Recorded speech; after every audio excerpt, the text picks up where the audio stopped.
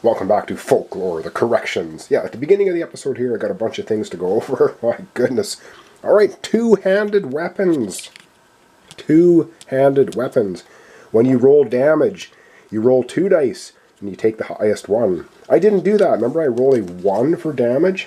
Nope, you roll 2 dice, take the highest damage. The Arcane Ward. This prevents damage from arcane sources, which is this symbol. And the wolves were not that symbol. If you take a look at them, they are nature symbol. So the ward should have only protected against arcane, just to keep that in mind. I was just reading the text at the bottom, which says attacks cannot damage your target ally for 3 rounds. It doesn't say anything about cannot arcane damage, but it's this symbol. Keep that in mind. Did that wrong, but that's okay. We're learning the game. I skipped over on the map when we went back to town. There's a possibility we should have had another town event, so let's go ahead and do that. We didn't roll a 1 and 6, a 1, so we did not get another road event, so we would have skipped it anyway. I skipped ahead at the skeleton. Didn't get an attack against Mad Mardigan. On the very last round, we just went right into our player characters again. They weren't going first. So we got one more attack against Mad Mardigan. We retro that. And of course it gets a 97. Oh my god. And they do 1d4 plus 1. So we're going to take that damage off Mad Mardigan. At least it is only a 1 plus 1, 2 more damage. Holy jump. So Mad Mardigan is actually at 17 health. One other thing I'm going to do before we get into this encounter, which is completely set up, is we're going to rest. We're into the next chapter. We can rest. We can, before we go into the mausoleum, which is here. So I'm going to do that right now, which means you get back 4 Vita and 4 power points for each character. That's what we're doing, because we need it. 1, 2, 3, 4. Mad Mardigan goes right up to his maximum 5. 21 health and 5. Yes, max health of 23, and she gets 1, 2, 3, 4, 13 health, and she's up to 5 power as well. Okay, when we come right back, we'll be getting into our encounter. I forgot to mention at dusk, these guys are +2 to hit. No longer do we have the -5, and we are -3 to hit. Ugh. All right, let's continue. Okay, but we also have one other big correction here. When you skirmish with somebody, like an angry mob, you get so many coins. You get lore for this, but we get 6 coins for each character playing the game. When you are fighting enemies on the grid like this, I believe you're supposed to get gold and lore for each model you take down. So basically, we took down 3 wolves when we went to the farm. So each of us should have got 30 lore and 6 coins, and I gave each character 10 lore and 2 coins. So we should have 4 extra coins and 20 extra lore each for the wolves.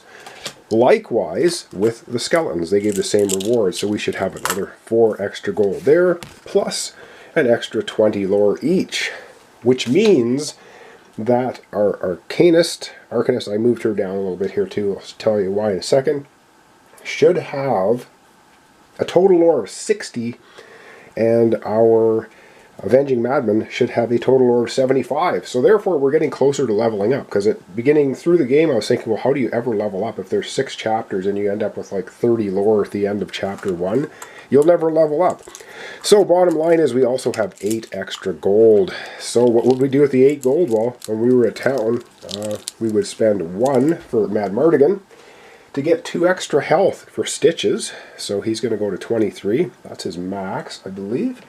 And we would spend the other 1, 2, 3, 4, 5, 6, 7 on our Arcanist, and she would get 7 more health back. 1, 2, 3, 4, 5, 6, 7. I'm feeling a little bit better now about our chances. She's still possessed, which is horrible, because she's going to be giving our Madman a damage every turn. And unfortunately, I'm going to have to check the movement rules, but I think this guy can make it right in front of Mad Mardigan. And if he can, he's going to lock him in there until Mad Mardigan can take him out. Which means at the start of every round, oh my god, Mad Mardigan's just going to keep taking a damage, taking a damage, taking a damage. which is awful. All right, now we can begin. And yes, my voice sounds pretty much horrible, but let's go on. I'm able to talk without coughing to death every 5 seconds. All right, so yeah, this guy's gonna sadly get here. So it is darkness. They get to go first. Why? Because it's darkness. And we also have -3 to hit them.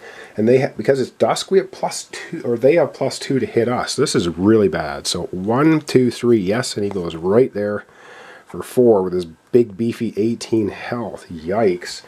And this guy's just going to go 1, 2, 3, 4, trying to make his way. Is that what he's doing? Yeah, that's good enough. He's going to be right there. All right, so there's only going to be one attack. Oh, I forgot. Yes, I forgot. We're possessed with the Arcanist, so yeah, we have to lose 1 health right off Mad Mardigan to start with. Targeting, I believe, would probably start with his turn, but just before, I don't want to forget, we're going to put the targeting on, of course, the guy right in front of Mad Mardigan, because it only makes sense. Now this guy's going to try to hit him. They get +2. Really? They need a +2? Not really, but that's what they get. +2. And let's hope they blow it. Oh god, 73 and 2 is 75. And the 3 is a savage attack. You are savagely attacked with long nails. 1d6 + 1. Ooh, come on, let's roll a 1. I'm good at that. A 2, okay, that's not bad. 2 and 1 is 3 damage.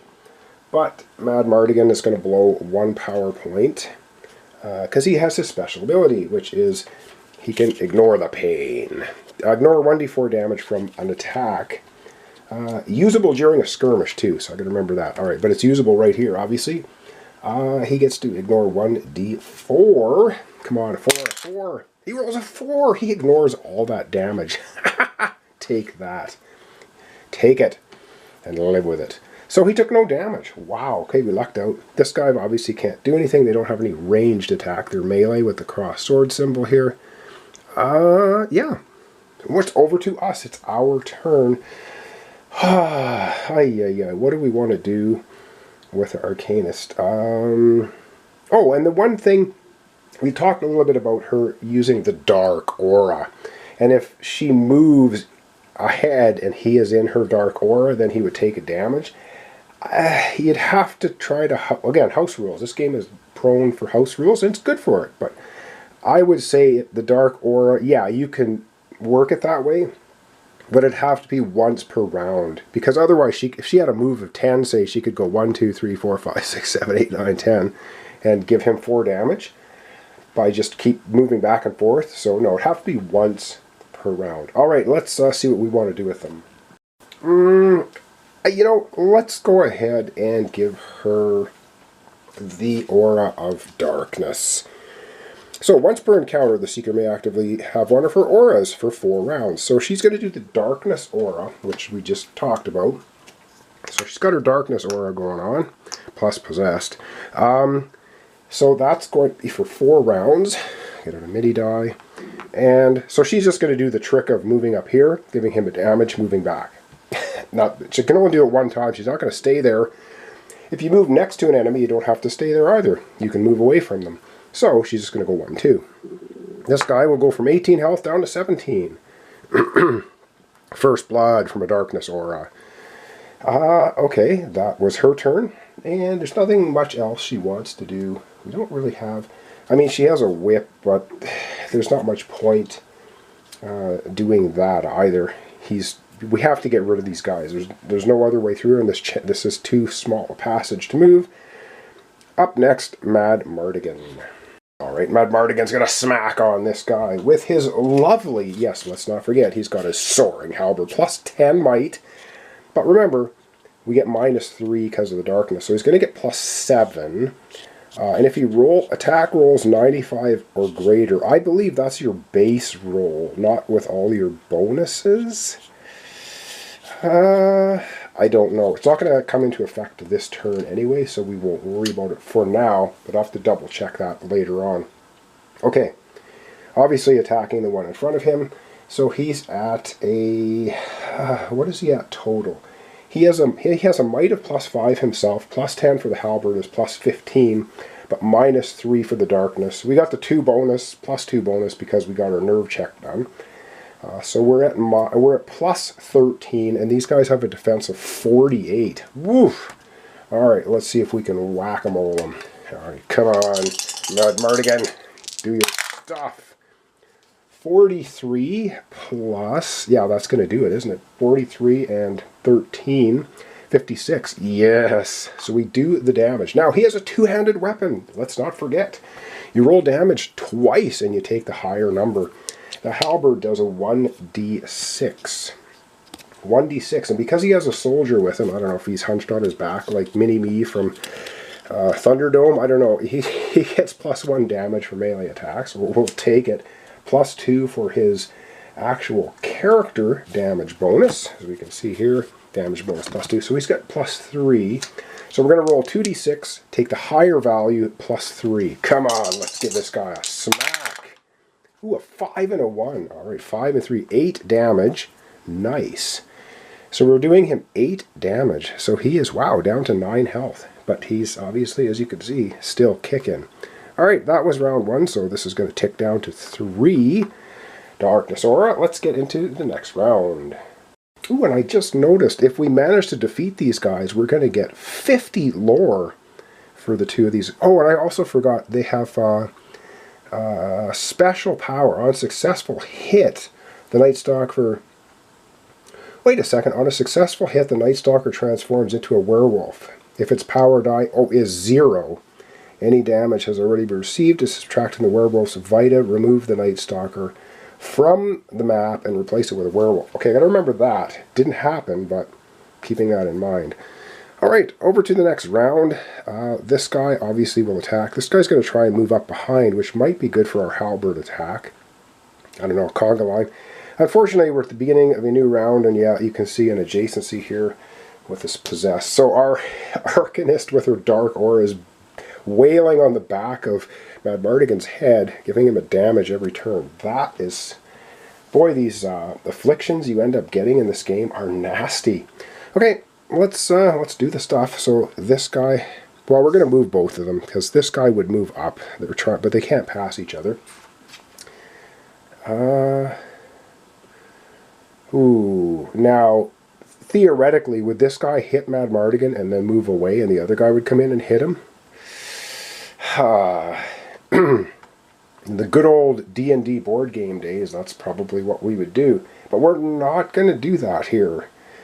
I don't think, because allies can move through each other. Oh man, so what are we going to do? Let's just do this attack and see if it even hits.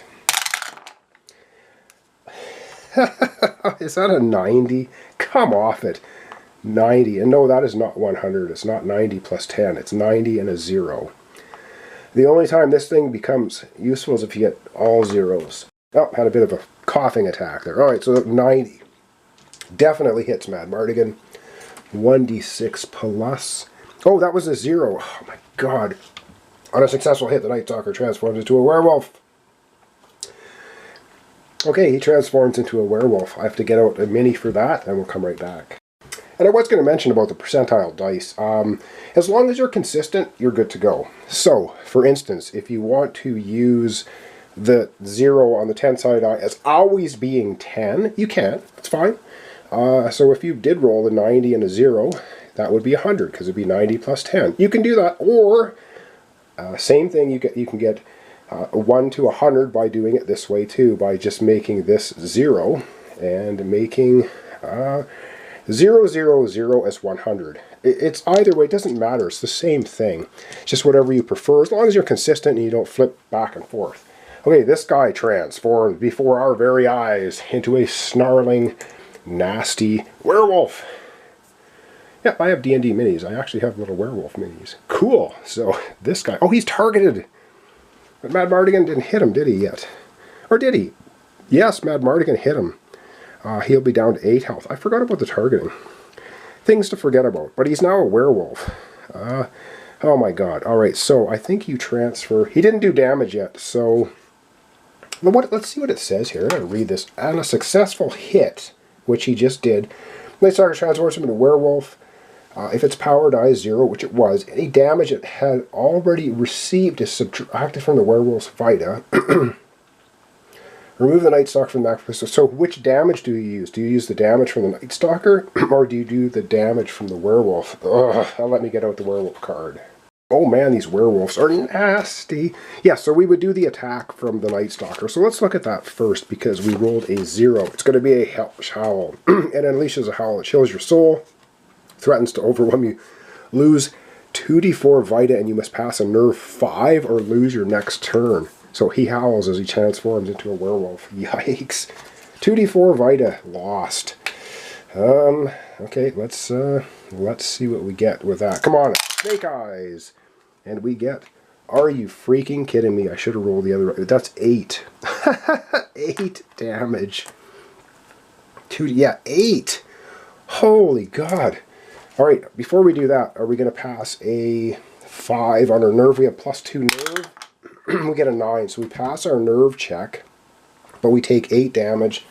And yes, Mad Mardigan is obviously going to spend another power point and negate 1d4 of that. It was 1d4, correct? Yes. Yeah, oh, man, come on, 4, 2. So he takes 6 damage. Are you freaking kidding me? Wow, this game is just absolutely brutal. So 6 damage, 1, 2, 3, 4, 5, 6. We're going down. We're going down fast. And now we have to transform him.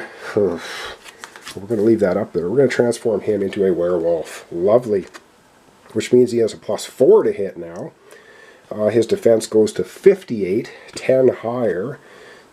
Stride is 6, lore 30. Well, you get 30 and 11 instead of 25, 6.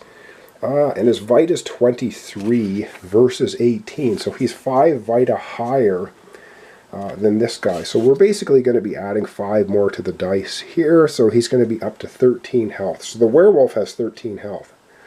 Oh my God, are you freaking kidding me? Alright, and that's the end of their lovely turn, because this guy can't do anything back there. Back to us. Dark Aura. Boom, boom. Takes a damage. I know it seems a little chintzy, but there we go. That's what happens. Mad Mardigan now is going to try and wail on this guy with his lovely Soaring Halberd. Come on, Soaring Halberd. Let's whack-a-mole that werewolf. Come on. 51 and 13 is 64. Oh yeah, 64 is better than 58. He hits the werewolf. At least we're hitting, so that's good. It's a D. We roll 2d6 because it's two-handed, and we get the better of the damage. And we get +3 damage. So the highest roll +3 damage. Come on, lots. A 6. So we do 9 damage. Ooh, yeah. Down to 3 health. But he's still there. God dang it. 3 health. Hanging in there. Alright, and that's the end of the round. So this goes back down to 2. And my voice is fried, as you can hear. And so I'm going to leave it off there for today. I think I've done pretty well. Trying to get a video out every day. I'm in the middle of a rotten cold, trying to keep things under control. I do want to get the content out every day, though. I hate leaving it for days and days, because then, I don't know. I don't like that. Alright, thanks so much for watching along. Thanks for comments, subscriptions, likes. Hope I got kind of the house rules set up the way I like it now. Got some of the rules figured out a little bit better. This is the first time playing it through. It's actually a really cool game. It is very difficult, though. Holy God. Like, just whack-a-moling, getting hit really hard. Some really nasty enemies. Like, that's a lot of health. Alright. Hope to see you tomorrow if I'm available. If I can do another video for tomorrow. Again, touch and go. We'll see how it goes. If there's a video up, it'll be up. If not, it'll be the next day or the day after that, or what have you. Alright. Thanks so much for watching along. Hope to see you the next time. Continuation. Folklore, the Affliction. We're on our way to try and find the priest and figure out what the heck's going on. Well, we got werewolves now in our face. He's only got 3 health, but he's going to get an attack, and that's not good. Alright, thanks so much, and I'll see you next time. Oh, and one last thing as well. I think I've been saying +13 to hit. No, the darkness gives you -5 to hit. And we get +2 bonus. So we get -3 to hit. So instead of hitting on plus 15 for Mad Marting, and it's plus 12 because we're at minus 3. Just to clear that up. I mean, it didn't matter. Rolls were good enough. Alright, thanks for watching all, and see you next time for the continuation. Of course, one other quick thing. I forgot the targeting, which gives 1 extra damage. Down to 2, which is horrible because too bad we couldn't just... But anyway, there it is. Down to 2 health. Thanks so much for watching along. Hope to see you next time. Continuation.